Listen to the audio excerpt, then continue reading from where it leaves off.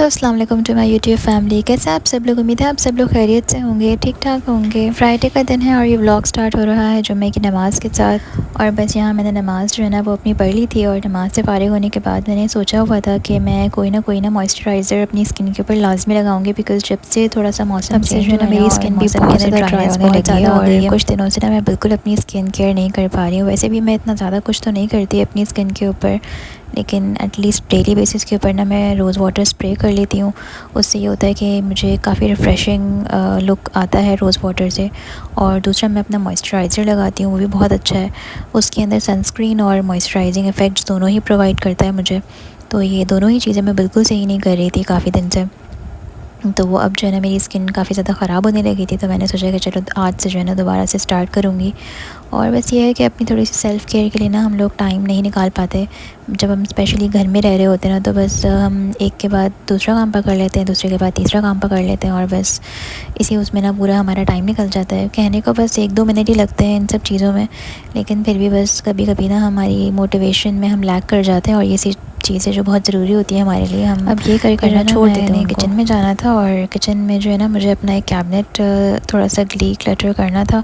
काफ़ी ज़्यादा जो है ना बिखरा सा हुआ था, क्योंकि ग्रॉसरी से भी जब चीज़ें लेकर आई थी ना मैं, तो उस टाइम मुझे टाइम नहीं था कि मैं उसको प्रॉपर तरीके से सेट कर सकूँ, तो मैंने यूँ ही बस सामान अंदर रख दिया था। तो बस अभी मैंने सोचा कि चलो सबसे पहले आकर ना ये वाला काम कर लेती हूँ, वरना ये फिर से रह ही जाएगा। कैबिनेट करके अगर आप करते रहे ना किचन में थोड़ा थोड़ा काम, तो वो सही रहता है, वरना फिर ना इकट्ठा आपको बहुत सारा काम करना पड़ जाता है। और जब काम ज़्यादा होता है ना तो फिर तब करने का दिल नहीं चाहता ज़्यादा काम। छोटा सा काम होता है ना तो आप थोड़े से मोटिवेटेड रहते हैं उसको करने के लिए और आप फ़ौरन से आके जो है ना वो कर लेते हैं। अच्छा, यहाँ पर जो है ना मैं जब भी कैबिनेट्स या कोई भी चीज़ साफ़ करती हूँ ना, सरफेस क्लीनर मेरे पास है एस्टॉनिश का, तो ये मुझे काफ़ी अच्छा लगता है। और इसके ऊपर लिखा हुआ भी है कि इट इज़ एंटी बैक्टीरियल। और मुझे ऐसा लगता है कि इसको यूज़ करने से जो है ना, जैसे आपके कैबिनेट्स के अंदर कॉकरोचेस वगैरह या स्पाइडर्स वगैरह ये सब चीज़ें नहीं आती हैं। कैबिनेट के अंदर ना मैं रेडी टू ईट चीज़ें सारी रखती हूँ, जैसे मैगी हो गए और ग्रीन टी, टैंग, ओट्स, ये सारी चीज़ें होती हैं।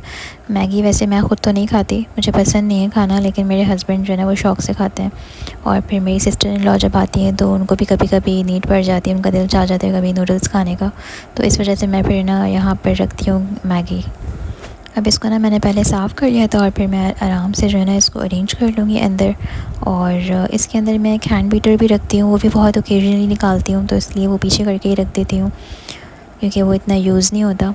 अच्छा, जो नीचे वाला जो कैबिनेट है ना, तो वहाँ पर मैं सारे मसाले वगैरह रखती हूँ, जैसे जो पैकेट के जो मसाले होते हैं, तो ये मैं सारे इसके अंदर रखती हूँ।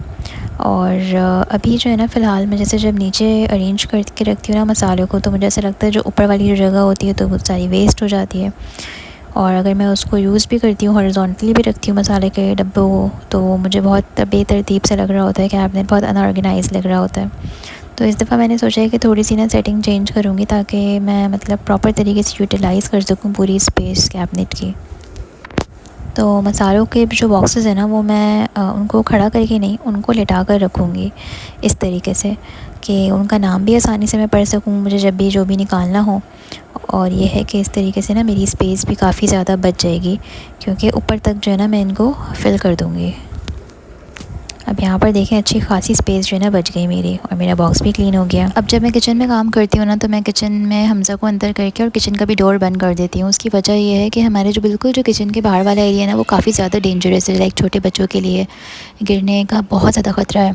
तो अब ज़ाहिर है ये तो सोल्यूशन नहीं है, क्योंकि बिल्कुल किचन में इतनी ज़्यादा गर्मी हो जाती है, फिर वेंटिलेशन का भी कोई रास्ता नहीं है। तो आज मार्केट भी जाना है, थोड़ा सा जाके सर्वे भी करेंगे कि इस चीज़ का जो है ना वो क्या सोल्यूशन निकाल सकते हैं हम लोग, पॉसिबल सोल्यूशन, कि लुक भी हमारा स्पॉइल ना हो और सेफ्टी। मैं यहाँ पर आपको ये दिखाती हूँ कि देखें ये कैसी जगह है। ये बेसिकली हमारा ऊपर वाला पोर्शन और नीचे वाले पोर्शन को कनेक्ट करता है ना, यहाँ पे सीढ़ियाँ हैं, तो ये काफ़ी ज़्यादा डेंजरस है, क्योंकि फ्लोर से ऊपर एक तो साइड में ना बिल्कुल एक थोड़ी सी ऊंची जगह बनी हुई है, इसके ऊपर भी इसको चढ़ना आ गया है। और ये जो आप देख रहे हैं कि इसके जो पार्टीशंस हैं ना, ये भी काफ़ी ज़्यादा गैप से हैं, तो ये भी बहुत ज़्यादा डेंजरस है। पाँव कभी निकाल लेता है ये बाहर, कभी अपना हाथ निकाल लेता है बाहर। और यहाँ पे देखें सीढ़ियाँ हैं, अल्लाह ना करे कि थोड़ी सी भी नेग्लिजेंस जो है ना वो बहुत ज़्यादा सेफ्टी इश्यूज़ क्रिएट कर सकती है। अब आगे एक डोर तो है, उस पर कुंडी भी हम लगा के रखते हैं, जब चाहते हैं खोल लेते हैं, लेकिन इस डोर के भी जो स्क्वायर्स और पार्टीशंस हैं ना वो काफ़ी ज़्यादा बड़े हैं। तो अब जैसे जैसे हमज़ा बड़ा हो रहा है ना, तो ज़ाहिरी बात है अब उसके अंदर ना शरारतें ये ज़्यादा बढ़ रही हैं। तो हम लोग गिजरी की मार्केट आए थे यहाँ पर सर्वे वगैरह करने के लिए। उन्होंने हमें काफ़ी सारे ऑप्शंस बताए कि आजकल फ़ाइबर भी लग रहा है, एक्रेलिक भी लग रहा है। एक्रेलिक के अंदर भी बहुत सारी चीज़ें आ गई हैं। तो फ़ाइबर भी देखी थी, ये फ़ाइबर है, और एक्रेलिक भी देखी थी कलर्ड वाली। लेकिन कलर्ड ना मुझे थोड़ा सा मैं इस चीज़ से सहमत नहीं थी। मैं चाह रही थी कि ट्रांसपेरेंट ही लगे, क्योंकि कलर्ड कोई भी चीज़ लग जाएगी ना तो फिर वो है कि जगह बहुत ज़्यादा कम कम और दबी दबी सी लगेगी। बस ऐसी चीज़ लगानी है जो ड्यूरेबल भी हो, सेफ़ भी हो, और लुक भी जो है ना वो कॉम्प्रोमाइज़ ना हो और इन्हांस कर दे उस जगह के लुक को। वैसे तो मैं ज़रा थोड़ा सर्वे करने लगी थी पूरी शॉप का। आजकल इतनी नई नई चीज़ें आ गई हैं ना, मतलब दिल चाहता है देख कर कि फ़ौरन से ले लो, लगा लो अपने घर में कहीं ना कहीं, तो ताकि घर जो है ना वो आप अपग्रेड कर सकें अपना। अब ये देखें इतनी ज़बरदस्त मुझे ये जो है ना ये क्लोजिंग डोर है, ये फोल्डिंग वाला, और इतना मुझे फ़ैंसी लुक देने वाला ये डोर लगा कि आपको कहीं भी पार्टीशन अगर लगाना है तो ये आप आराम से ये डोर जो है वो लगा सकते हैं। एक छोटा सा किचन सेटअप भी उन लोगों ने बनाया हुआ था, तो वो भी मुझे काफ़ी अच्छा लग रहा था। मतलब छोटी छोटी चीज़ें उन लोगों ने की हुई थी, जैसे ये हैंडल्स हैं तो ये हॉरिजॉन्टली लगाए हुए हैं, वर्टिकल नहीं लगाए हुए, तो ये लुक वाइज बहुत अच्छा इसी शॉप से ना। फिर आजकल आर्टिफिशियल ग्रास वाले मैट्स चल रहे हैं, तो वो मुझे काफ़ी टाइम से चाहिए थे, क्योंकि मुझे अपने किचन में एक जगह के ऊपर यूज़ करना था ये, तो मैंने वहाँ से ये ख़रीद लिया था। ऐसा ही होता है, आप जब घर से बाहर निकलते हैं ना, एक तो आपको इतने नए नए आइडियाज़ आते हैं ना अपने घर से रिलेटेड ही। आप ऐसी जगहों पे जब जाते हैं तो आपका फिर दिल भी चाहता है, मोटिवेशन भी मिलती है कि आप भी अपने घर के लिए इस तरीके से कर सकते हैं, और कोई ना कोई चीज़ आप अपने घर के लिए ख़रीद ही लेते हैं। इस चीज़ को ना लोग बहुत ज़्यादा मल्टीपर्पज़ यूज़ के लिए लेकर आ रहे हैं। लाइक लोग इसको डोर मैट्स के लिए भी यूज़ कर रहे हैं, लोग अपने बालकनी एरियाज़ और अपने टेरेस एरियाज़ को एक ग्रीनर और नेचुरल लुक देने के लिए भी इसकी पूरी फ्लोरिंग कर रहे हैं वहाँ पर। प्लस ये कि ये वॉशेबल भी हैं, आप इसको किसी भी चीज़ के लिए जो है ना वो कवर करने के लिए भी यूज़ कर सकते हैं। तो मेरे भी किचन में ना मैं जब व्लॉग्स वगैरह बनाती हूँ तो एक बॉक्स है, तो वो मुझे उसका लुक अच्छा नहीं लगता, तो मैंने सोचा कि चलो ये ख़रीद लेती हूँ ना, तो उसके ऊपर बिछा लूँगी, तो ये है कि व्लॉग्स वगैरह जो है ना वो अच्छे बन जाया करेंगे। ये मैट जो था ना वो थोड़ा बड़े साइज़ का था, तो मैंने उसको पहले मेजर कर लिया था वहाँ पर, और फिर मैंने सोचा कि चलो मैं इसको ना कट कर लेती हूँ। थोड़ा सा टाइम लगा था काटने में, लेकिन इतनी मुश्किल नहीं हुई थी कटिंग करने में। असल में ये एक्चुअल जो इसकी कटिंग होती है ना वो कटर से होती है, कटर मेरे पास था नहीं, तो मैंने बस नाइफ़ से ही इसको कट कर लिया। किसी भी जगह के ऊपर अगर आपने थोड़ा सा भी लुक इन्हांस करना है ना, तो आप वहाँ पर थोड़ा ग्रीन टच दे दें, चाहे भले वो एक आर्टिफिशियल प्लांट ही क्यों ना हो, तो वो जगह की जो है ना फ़ौरन से आपका लुक अलग ही बना देता है। अच्छा ऐसे काम करो ना तो बच्चे बड़े एक्साइटेड हो जाते हैं, तो हमज़ा भी बहुत ज़्यादा एक्साइटेड हुए हुए थे जब मैं ये कर रही थी। तो बहुत मुश्किलों से जो है ना मैंने उनको उनके बाबा के पास बिठाकर और फिर मैं ये काम कर रही थी, बिकॉज़ ऑब्वियसली नाइफ़ वगैरह का काम है और नीचे फ्लोर पर ही बैठ के मैं कर रही थी, तो इसलिए मैंने सोचा कि इसको ना इनके बाबा को ही दे दूँ और फिर मैं आराम से यहाँ पर काम कर लूँ। अब यहाँ पर ना कटिंग कंप्लीट हो गई थी, तो फिर मैंने जो है ना इसके ऊपर इसको इस तरह बिछा दिया था।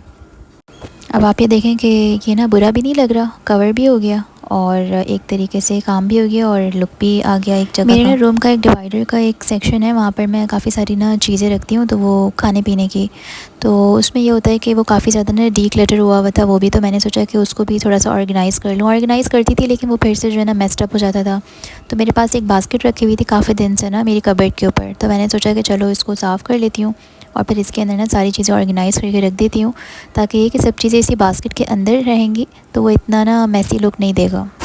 वैसे तो ये गिफ्ट बास्केट है, लेकिन ये यूँ ही रखी हुई थी मेरी कबर्ड के ऊपर, तो मैंने कहा चलो इसको थोड़ा सा यूज़ में ले लिया जाए और मेरा जो डिवाइडर का जो कैबिनेट है वो भी सही लुक, प्रेजेंटेबल लुक दे देगा।